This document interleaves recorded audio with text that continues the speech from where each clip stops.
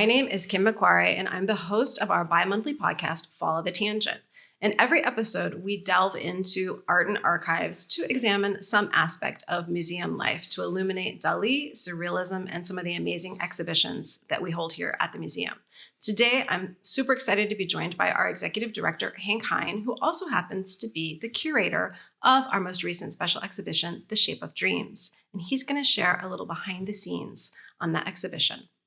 Welcome to the podcast, Hank. Thank you, Kim. It's a pleasure to be here. Excellent.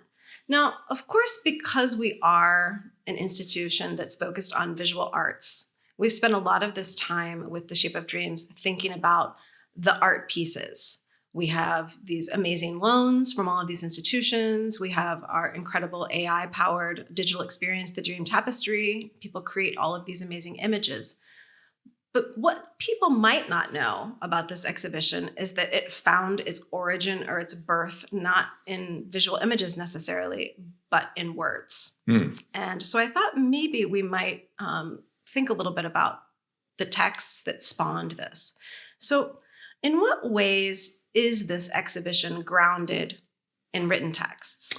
Well, I think that there are texts in our tradition that that plumb and probe really all the aspects of dream that we would be curious about. And so it's a bit like natural history. You would consult writers before to learn about plants and minerals. So we consulted the writers about dreams, of which there are many. Also, it's not completely arbitrary that one would think of words as really important to this, because words are the way we are able to reckon socially with dreams. They're a different medium from the dream, and sometimes dreams will have a feeling that's totally detached from what the narrative seems to have been as you recall it. But as soon as you try to describe a dream, you've changed it. Because language is not the medium of dream. Image and sentiment, feeling are and sometimes sound, what we have in dreams, but not words. Yeah, that's definitely true. Whenever I wake up and try to recount what happened in my dream, I find myself using and a lot to connect things that really aren't connected at all. And I end up thinking, well, I'm just saying a jumble thing here and nobody's really, okay, I'll stop now. So that's great. Yeah. So a conjunction, but another conjunction is but. And we explain that there was this woman who came into the room, but it wasn't a woman in the normal sense. And it wasn't really a room, but we try to get at the reality, which is so fugitive and so different from what we can find in words, because the narrative that we can construct with the syntax of our language is not the syntax of dream. The syntax of dream probably is closer to collage and one thing juxtaposed to another. And of course, Surrealism, as you know, began as a literary movement and then got appropriated, as so many things do, by visual arts. No, of course, thinking about that, obviously Surrealism as a literary movement, and then thinking about the texts that served as inspiration for this exhibition, despite the fact that you can't really capture a dream in words. Yeah. People have sure tried to at least capture the explanatory experience for, what dreams are and why we dream and what's their origin. So what are the books that served as the inspiration for this exhibit? Well, there were a number. For the exhibit, though, we were able to put in the physical book for, I think, 6 different authors. So we started with Shakespeare. It was the complete works of Shakespeare, and I think it was borrowed from our librarian. But in The Tempest, we have that famous quote, "We are such things as dreams are made on, and our little life is rounded with a sleep." We then have Luis Aragon and his artist book called Un vague de rêve, a wave of dreams. And then we go to Carl Jung and Man and His Symbols. No. We also have, before that, we have Calderón de la Barca and La Vida es Sueño, which is so rich in conjecture about the nature of reality and the solace of dream. And then we have Onera Critica by the second century Roman writer Artemidorus. And we have Carl Jung. We have, of course, the great Sigmund Freud and the interpretation of dreams. And it's wonderful to look at the physical object. It's the first edition in English that's there on the wall. And then we have a book of actually a compendium of essays by Joseph Campbell about religion and myth. So, but to that, one could add a whole series. I mean, Aristotle is a huge source of people's knowledge about dreams because he set out the essential enigma of the dream, which is that we perceive nothing in sleep, and yet we see. How is that possible? And we're trying to unravel that, in our own lives. What is it that I saw? How is it possible? How did it come to me? What use can I make of it? And so Aristotle is essential, but you could use Gaston Bachelard, who wrote about dreams, Virginia Woolf. Milton posed that question too. Is a dream the work of the day or a plan for tomorrow? Is it memory or is it prophecy?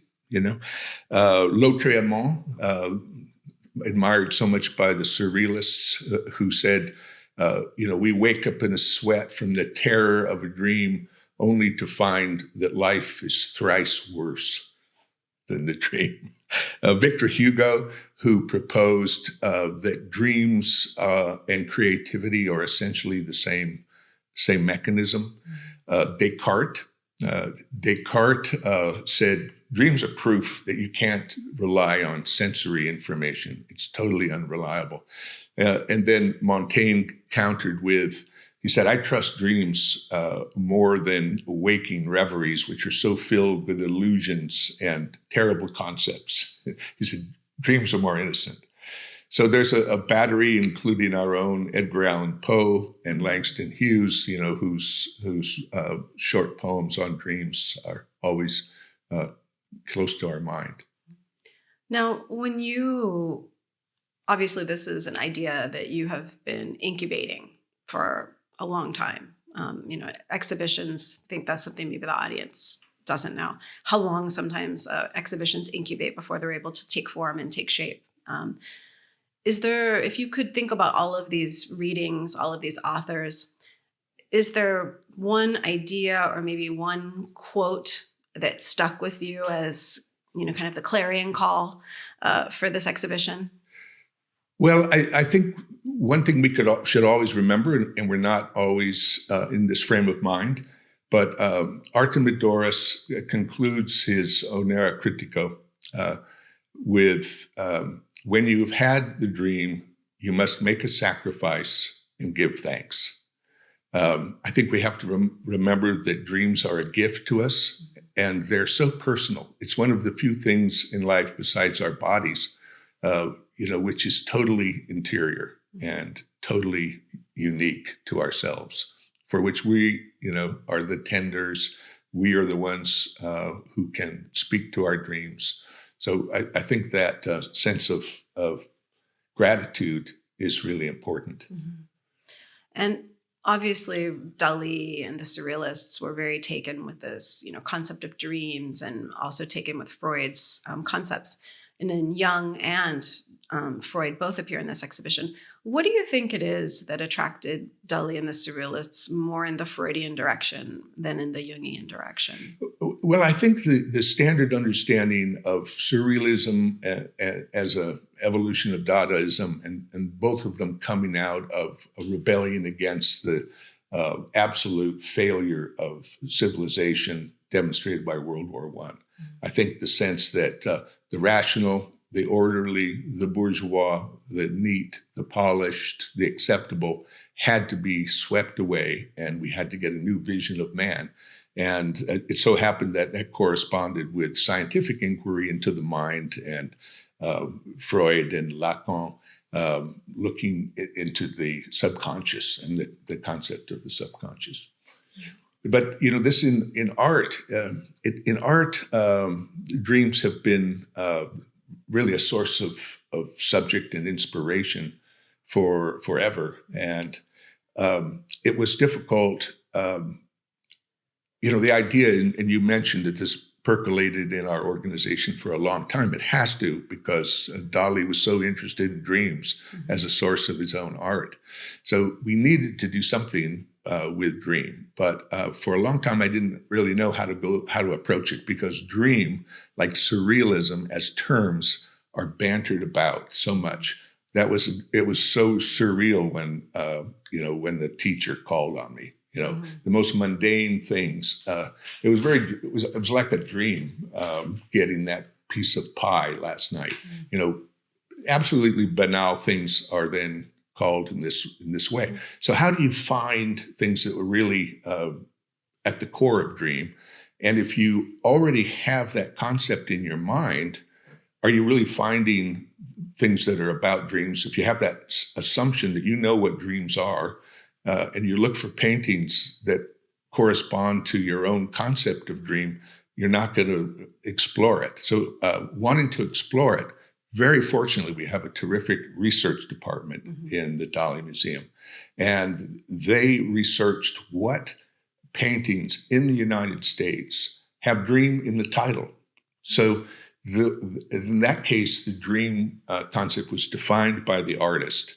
And then we had permission to bring it forward and investigate its form and the feeling it generated, and really explore the concept of dream. So it really, the exhibition took shape once we identified the dream paintings in this way. Yeah, so more descriptive than prescriptive. Yes, Absolutely. Yes. Now, thinking about the power of these texts, we've talked about the relationship between image and word. And I think one of the really fascinating things is the way that these texts are displayed in the small book room that's attached to the exhibition. Could you talk a little bit about the inspiration for the design of that room and how the visual interacts with the text themselves? Well, it came with something you and I share, which is a love of books. A book is a beautiful object. It's made of wonderful materials. It fits nicely in the hand. Somehow it's so human scaled, and it's of such a size that the smallest difference in its size is huge. We register it as huge. So, a book that's this tall becomes a coffee table book, and a book that's this size is a manual and goes into the pocket. And then, 90% of books, are 9 inches by 6 inches. And it's a scale that's very human. And I wanted to bring forward the physicality of the books, and then see if we could join a way of creating the physicality of the words. So basically the concept I had, and I had as partner our designer Mo, was that the book was a human hand that was holding a sheaf of wheat. And so it would have its stalk and it would have its flowering grain going forward. And so the words start below the book and then appear to go through the book and rise up into the heavens. So that goes to the top of the room. They're like fountains of words and as nourishing as wheat.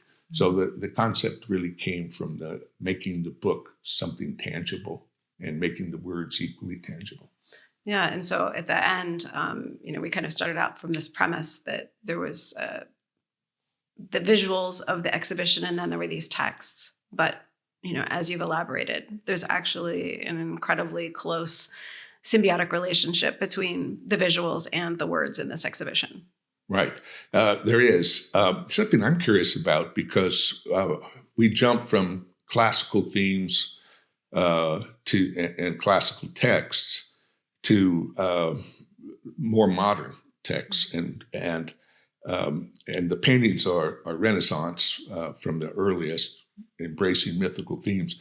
But you, as a specialist in medieval literature, how is the dream regarded in that era, that whole 1,000 years between Artemidorus and Karachi, where we pick up in the 16th century?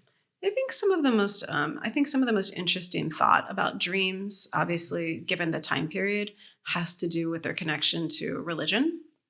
And a lot of times, medieval people would feel that the dream was a visitation of God in their lives, giving them certain kinds of visions. One of the most interesting, this was one I just didn't find any place to include it in the exhibition programming, but I thought would be really interesting. There's a very fascinating Old English text. It's called The Dream of the Rood. And Anglo-Saxons had a tradition where they would write riddle poems. And these riddle poems would be spoken as if they were spoken by the object, and you'd have to guess what the object was. So this is kind of in that tradition, but it's much more extended. And it's actually the rood, or the cross on which Christ was crucified, talking about its experience as being the object upon which Christ was crucified. And so the whole thing is told as if the cross is speaking. And so it kind of reminds me in a way, the dream of the rood as the cross is, having this dream or this remembrance, this vision of what its part was in Christ's crucifixion. And the way that it tells it, Christ's crucifixion is almost always told as terrible, evil people victimizing Christ. But in this case, because it was told within the Anglo-Saxon cultural tradition, Christ is actually depicted as a warrior who essentially crucifies himself. He just climbs up on the cross and, he's like, I'm here. And so it fits in very much. So it's very, very interesting to me how religion was so predominant in ideas of dreams, but then how that would even be tempered, in the later medieval period when, obviously the pagan precursors of the culture had died down. It was much more straightforward religious vision. But in this case with the Anglo-Saxons, I love how it's still mixed with what the pagan culture was and what their cultural ideals were about the way men were and about what heroism looks like.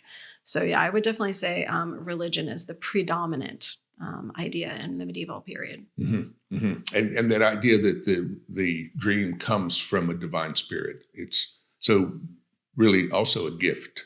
A heavenly gift. Yeah, very much so. I think in that way is that, these are not, and certainly I think, maybe there's also the idea as, as there always are that, could there be dreams that are kind of like false dreams that, are put in by some, negative force, a la Descartes, where he's wondering, if these dreams are the dreams sent by an evil force and they're here to trick you. But I think that, by and large, when you see them appear in a lot of these medieval texts, they are these dream visions that people are having. So it's I guess human nature is a constant. One of the things that Artemidorus made a differentiation about was prophetic dreams. And there were two kinds. Those that are things that are just going to happen. He said, because no dream is without meaning. Everything that is dreamed will happen eventually. Nothing is lost in this world, including our dreams. But he said, then there are those that are prophetic, truly prophetic of something. They're symbolic of something larger coming, and that differentiation between, I dreamt I got an ice cream cone on my birthday, from I dreamt the pathway in my life, which was such and such. Well, I want to thank you so much for joining us today to give us a little bit of this, really behind the scenes, not in the sense of kind of seeing the secret inner workings, but behind the scenes and seeing like what are the infrastructure behind some of this exhibit. So thank you so much. It's been a pleasure. Thank you. I don't know whether we followed the tangent from the circle out or whether we began with the tangent and got to the heart of things, but I think dreams are very much at the center. So I think tangential is, I think, the nature of dreams. And I want to thank our audience for joining us. Remember, yes, thank you. You can catch us on Facebook and YouTube on a bi-monthly basis. And this is going to air right at the end of our exhibits run. So if you haven't seen The Shape of Dreams yet, you have until Sunday, April 30th, when this exhibition closes. So run, don't walk, and check it out.